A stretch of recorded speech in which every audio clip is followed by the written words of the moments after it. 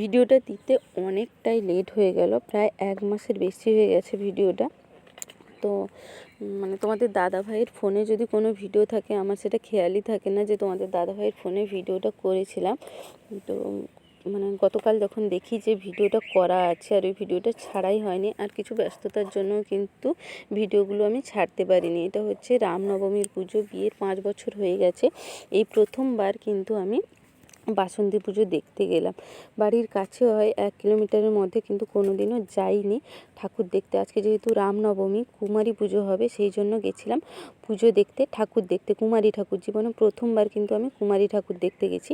আর দেখো যে কুমারী ঠাকুর দেখার জন্য কত মানুষের ভিড়, হাজার হাজার লোক হয়েছে ঠাকুর দেখার জন্য। এই যে দেখো এত মানুষের ভিড় ঠেলে কিন্তু আমি একদম শেষের দিকে ছিলাম, ঠাকুরটা দেখার জন্য সামনে এসেছি কত মানুষের ভিড় ঠেলে।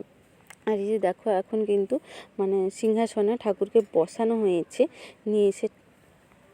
আর কুমারী ঠাকুরকে একদম কিন্তু লক্ষ্মী ঠাকুরের মতোই লাগছিল, সুন্দরভাবে সাজানো হয়েছে ঠাকুরকে। এই যে দেখো কত মানুষের ভিড় ঠেলে কিন্তু আমি সামনে এসেছি, আর সবার হাতেই কিন্তু ফোন, সবাই কিন্তু ফোন নিয়ে ছবি তুলছে। আর এই যে দেখো একজন দাদুও কিন্তু ছোট ফোন নিয়েই কিন্তু কুমারী ঠাকুরের ছবি তুলছিল। তো চলো টাটা।